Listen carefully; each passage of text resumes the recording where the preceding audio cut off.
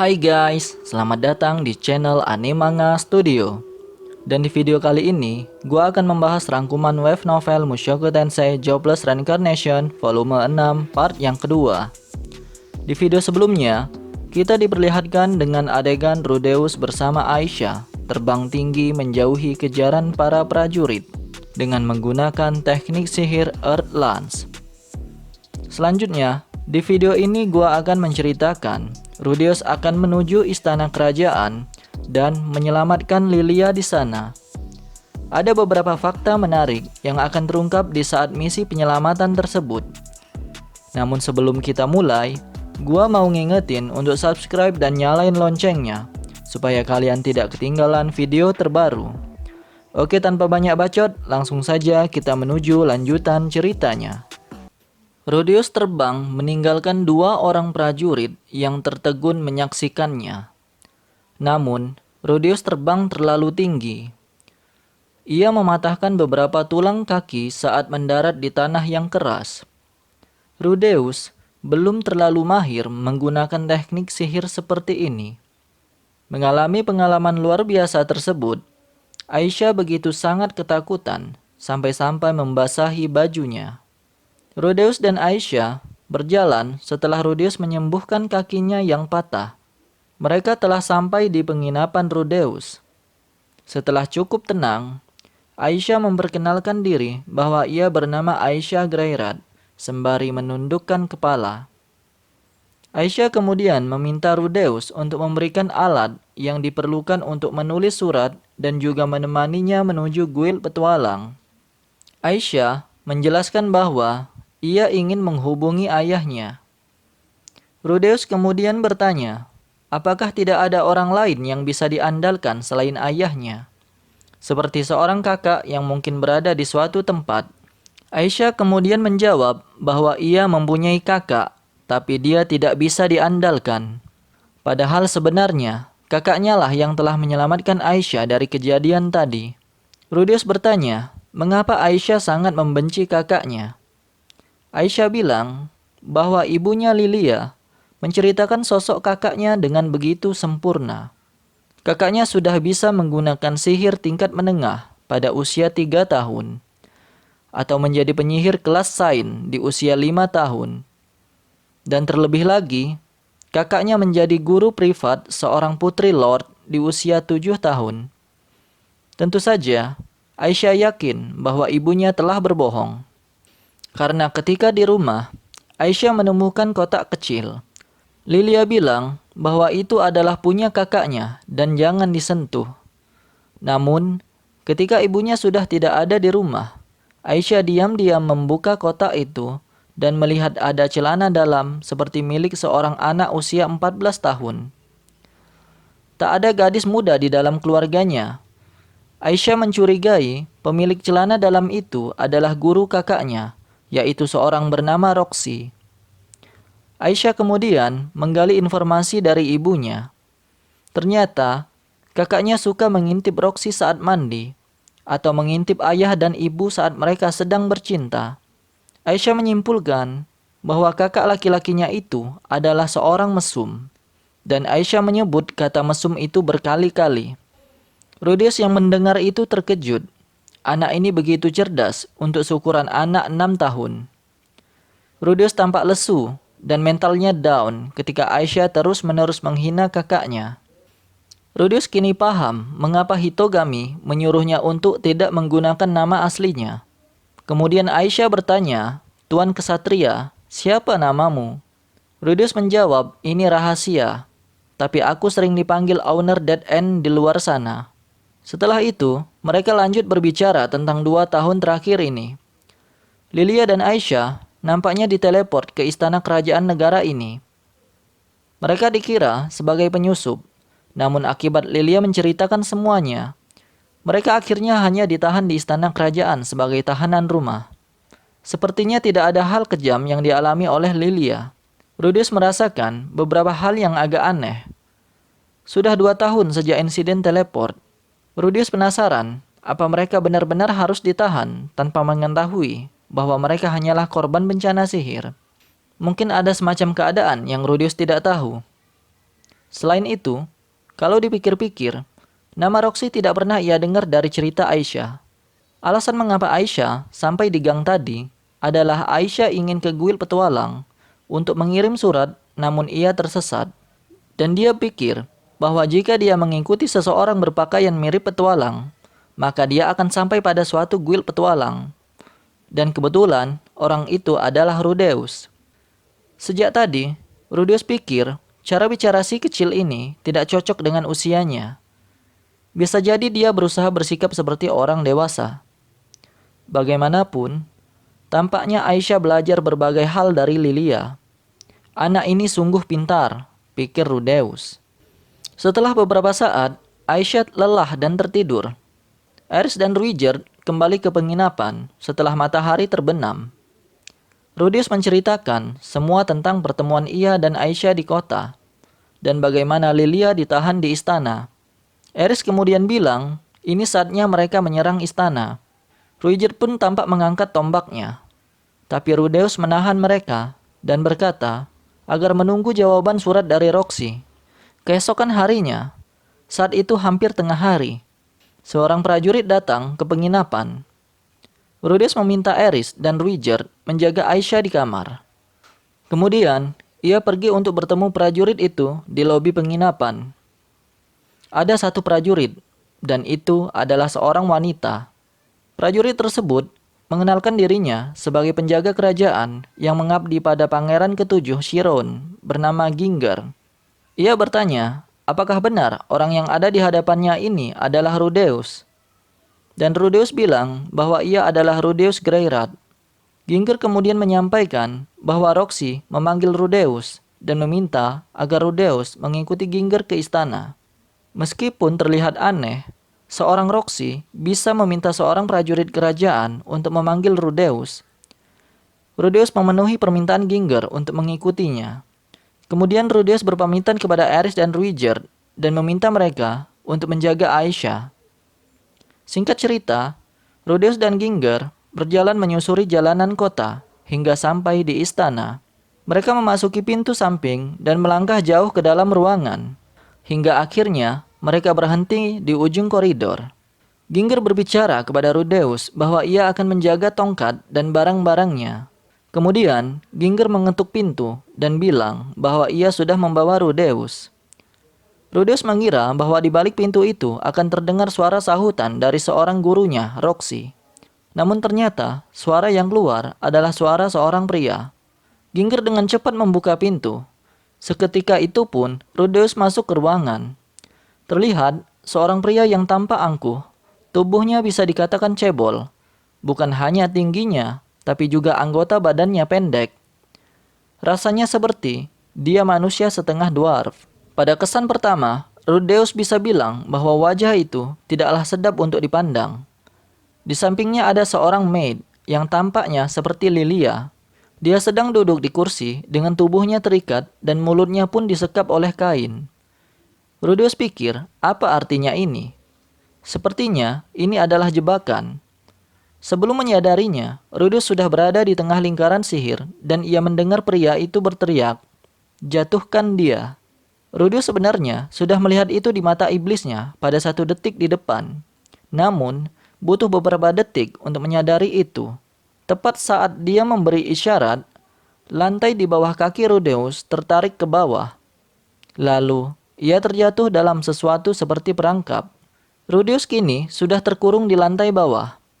Rudeus dengan cepat mengaktifkan sihir bumi dan berupaya untuk mengangkat tubuhnya naik ke atas. Namun, sihirnya tidak dapat berfungsi. Dan ternyata itu karena ia berada di lingkaran sihir yang mengelilinginya. Rudeus ada di dalam semacam penghalang. Pria pendek yang ia lihat tadi sekarang sedang menuruni tangga. Kemudian, dia berhenti di depan Rudeus dan menyeringai lebar dengan senyuman yang menjijikkan. Sepertinya dia begitu gembira atas kemenangannya. Pria itu kemudian mengenalkan diri bahwa ia adalah Pax Chiron dan ia bilang bahwa Roxy tidak ada di sini. Ia ingin menggunakan Rudeus sebagai umpan untuk memancing Roxy ke sini. Pax kemudian ingin menjebak Roxy dan menjadikannya budak. Anehnya, Pax ini tidak menyebarkan informasi apapun keluar, seperti saat ia menahan Lilia yang ia anggap sebagai kenalan Roxy. Bagaimana mungkin Roxy akan terpancing untuk ke sini bila informasi penyanderaan ini tidak diumumkan keluar? Pax kemudian berpendapat bahwa Roxy adalah orang yang hebat dan mungkin ia akan dapat informasi ini entah bagaimana caranya. Rudius yang mendengar omong kosong Pax ini menganggap bahwa pangeran ketujuh ini adalah orang yang idiot. Kemudian Pax kembali menaiki tangga dan memarahi prajurit yang melepaskan kain yang menyekap Lilia. Prajurit itu meminta maaf dan pikir sebaiknya Pax harus membiarkan Lilia mengatakan sesuatu. Lilia kemudian memohon kepada Pax untuk melepaskan Rudeus dan bersedia melakukan apapun. Pax bilang bahwa ia tidak tertarik pada wanita setengah baya. Kemudian, ia meminta prajurit untuk membuang Lilia ke tempat yang biasa. Lilia diseret keluar sambil berteriak kepada Rudeus bahwa ia akan menyelamatkannya. Sudah sehari penuh sejak saat itu dan Rudeus masih berusaha melepaskan penghalang. Rudeus sudah mencoba semua yang bisa ia pikirkan, tapi ia tidak dapat melakukan apapun. Sepertinya ini adalah penghalang sihir level raja. Rudeus lelah. Rasanya sudah lama sekali sejak Rudeus menggunakan banyak kekuatan sihir. Penghalang itu bahkan belum bergeming. Penghalang ini dimaksudkan untuk menangkap Roxy. Sementara Rudeus berpikir, sebuah suara tiba-tiba masuk ke telinganya.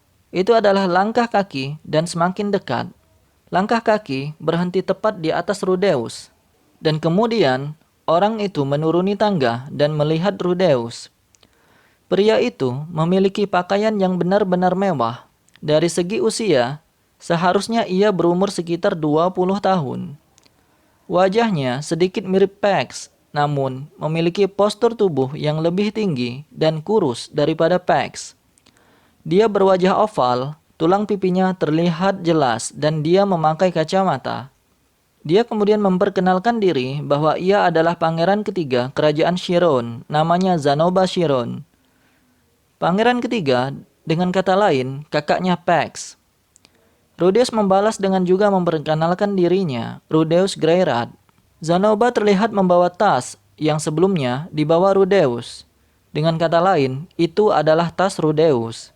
Zanoba meletakkan tas itu di lantai, dan dengan hati-hati mengambil sesuatu dari dalam. Itu adalah patung Ruijerd. Oh ya, sebagai informasi, sebelum datang ke sini, Rudeus membawa tas yang berisi patung Ruijerd untuk ia tunjukkan kepada Roxy. Zanoba kemudian bilang, di mana Rudeus mendapatkan patung ras iblis ini?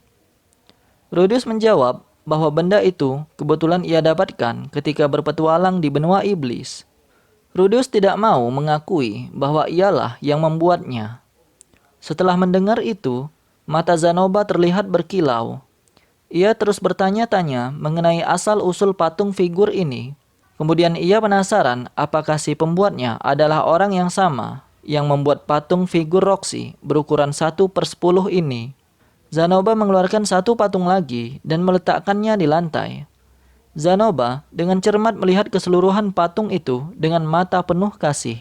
Kemudian bilang, ia sudah mengumpulkan berbagai macam patung dari belahan dunia.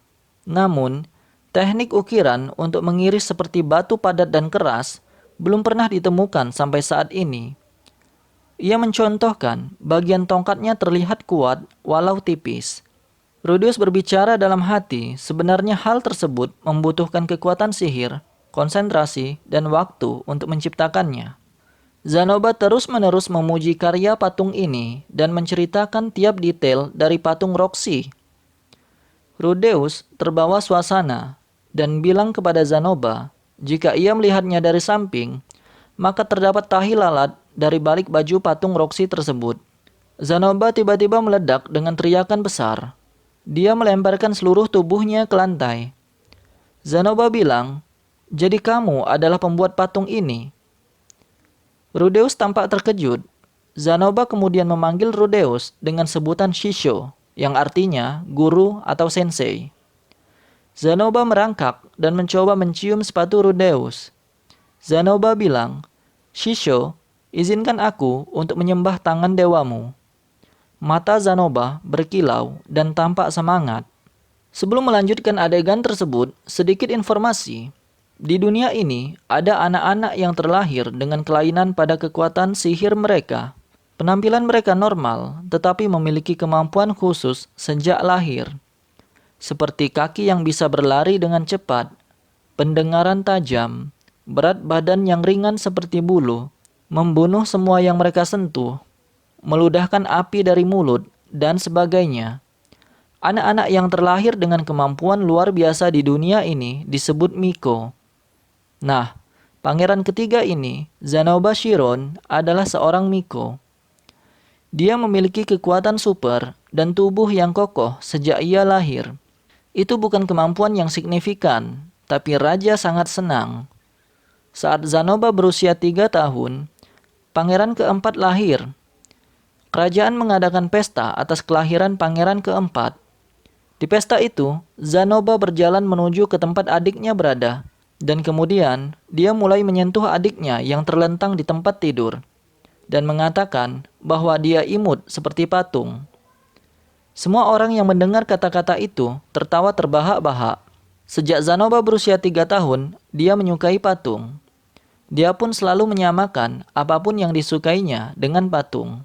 Sesaat berselang, Zanoba memecahkan kepala adiknya karena dia menganggapnya patung. Pesta itu menjadi teriakan tangis yang menyiksa. Singkat cerita, Zanoba tetap berada di dalam negeri karena dia masih kecil dan juga karena dia seorang Miko. Miko dianggap sebagai individu yang sangat penting.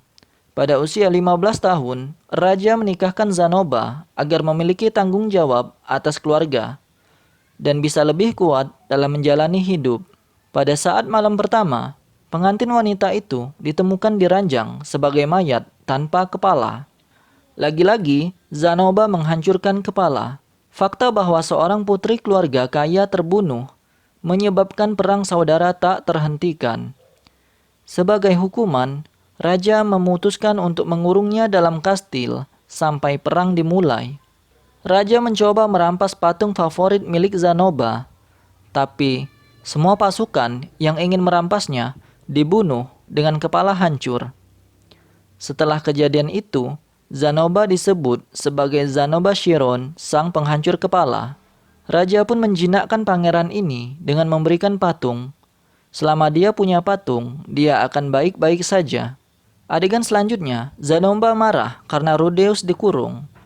Zanoba menyeret Pax ke hadapan Rudeus, dan di sana juga ada 2 orang pangeran lain serta penjaga yang mengikuti Zanoba dan menyaksikannya. Zanoba menjelaskan bahwa Pax telah melakukan kesalahan karena mengurung muridnya Roxy. Zanoba menjelaskan itu sambil memegang tangan Pax. Zanoba mengancam akan mencabut kepala Pax bila Rudeus tidak dibebaskan. Kedua pangeran di sana mengerti dan akan melakukan apapun yang Zanoba katakan. Singkat cerita, Rudeus berhasil melepaskan diri dari penghalang. Pax ditangkap dan Lilia dibebaskan. Rudeus pun masih tercengang, namun semua ini sudah beres. Di sisi lain, raja menunjukkan wajah yang jelas terlihat lelah saat ia memvonis Pax untuk diasingkan ke luar negeri karena telah menyandera keluarga prajurit kerajaan untuk memanfaatkannya. Melakukan pelecehan pada Roxy hingga akhirnya Roxy pergi dari kerajaan. Bahkan menangkap Rudeus dan mencoba membunuhnya. Zanoba juga diasingkan dari negara tersebut karena memberikan ancaman pembunuhan pada para pangeran. Sesungguhnya, raja tidak ingin Zanoba pergi. Namun sepertinya, dia tak lagi bisa mengontrol monster itu. Sehingga, pilihan terbaiknya adalah melepaskan dia dari istana agar semua orang bisa hidup dengan lebih nyaman tanpa rasa takut. Dengan demikian, insiden yang berhubungan dengan Chiron sudah berakhir. Rudeus berhasil menyelamatkan Lilia dan Aisyah dan akan dikirimkan kepada Paul. Di suatu penginapan tertentu, Rudeus, Eris, Ruigerd akan berpisah dengan Lilia dan Aisyah. Rudeus duduk di depan suatu meja menghadap Lilia. Di luar jendela, Rudeus bisa mendengar Aisyah dan Eris berbincang-bincang. Di tengah perbincangan mereka, hampir saja Aisyah menyebut nama Rudeus. Namun, ia meralatnya dan hanya menyebut owner dead end. Tampaknya, Aisyah sudah mengetahui identitas Rudeus. Rudeus tersenyum tipis saat mendengar percakapan mereka sambil tetap menatap Lilia. Dia duduk di hadapan Rudeus. Lilia membuka topik pembicaraan dan mengucapkan terima kasih kepada Rudeus karena telah menyelamatkan hidupnya. Lilia begitu terharu. Lilia bertanya, apakah Aisyah mengatakan sesuatu yang tidak sopan kepadanya? Sembari melirik keluar jendela, Rudeus menjawab, tidak sama sekali. Dia anak yang baik, bisa berpikir dan bersikap tidak seperti anak berusia 6 tahun pada umumnya. Lilia menyerahkan kotak yang berisi liontin dan celana dalam kepada Rudeus. Dan Rudeus berterima kasih karena Lilia telah menjaganya. Setelah itu, Rudeus bilang, tolong jaga ayah dengan baik. Rudeus memberikan uang untuk bekal perjalanan Lilia dan Aisyah untuk pergi menuju ke tempat Paul, kota Milision. Mereka akan pergi ke sana ditemani oleh para prajurit, utusan raja sebagai bentuk permintaan maaf karena Pax telah menyandera mereka berdua. Sambil memikirkan berbagai hal, Lilia tiba-tiba berdiri dan berjalan mendekat. Lalu, dia memeluk Rudeus dengan membenamkan kepala Rudeus ke dadanya. Keesokan harinya, Eris, Ruiger, dan Rudeus sedang melakukan pemeriksaan terakhir pada kereta untuk memastikan tidak ada yang kurang. Aisyah datang sambil berlari memanggil, "Owner San, Owner San." Ia menarik baju Rudeus dan membawanya ke suatu semak belukar di pinggir jalan. Aisyah berjongkok lalu memberi isyarat agar Rudeus duduk juga. Aisyah kemudian bilang bahwa ia ingin ikut dalam kelompoknya. Rudeus terkejut dan bilang, "Apakah ibumu yang menyuruhmu?" Rudeus menolaknya secara halus dan memberikan pelindung dahi kepada Aisyah. Aisyah lanjut bilang bahwa ia mengerti, kakaknya bukanlah orang yang mesum. Bila kakaknya hilang dan mungkin meninggal di suatu tempat, apakah boleh ia ganti melayani owner San? Rudeus membolehkan jika Aisyah memang tidak menemukan kakaknya. Aisyah kemudian bilang, kalau begitu, kau tidak marah jika kupanggil mesum.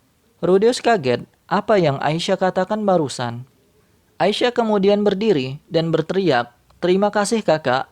Lalu dia berlari begitu saja menuju 3 prajurit yang menunggu di kereta. Rudeus melanjutkan langkahnya ke kereta yang lain dengan linglung. Aisyah melambaikan tangan dan Lilia juga sedikit menundukkan kepalanya. Aisyah berteriak, "Sampai jumpa kakak, kita akan bertemu lagi, ini janji." Dan akhirnya kereta itu pergi. Rudeus terus melihat mereka sembari berjalan menuju keretanya sendiri. Eris memasang wajah manja dan berkata, "Akhirnya ketahuan kan?" Rudeus memasang tampang terkejut. Sementara itu, Ruiger menarik kendali kuda dan kereta mulai bergerak. Setelah menyadari itu, Rudeus tertawa sambil berpikir, Aisyah benar-benar pintar. Dia adalah anak yang cerdas. Rudeus sungguh menantikan akan jadi apa dia di masa depan nanti. Nah, itulah rangkuman cerita volume 6 part yang kedua. Video berikutnya, gua akan menceritakan adegan tentang perjalanan Rudeus, Eris, dan Ruiger setelah meninggalkan kerajaan Chiron. Mereka akan menemukan fakta mengerikan di tengah perjalanan menuju kerajaan Asura. Banyak cerita yang tidak dijelaskan di anime dan manganya loh. Maka dari itu, kalau malas baca web novelnya, pantengin terus channel ini dengan subscribe dan hidupkan notifikasinya. Oke, sekian dari saya. Terima kasih guys.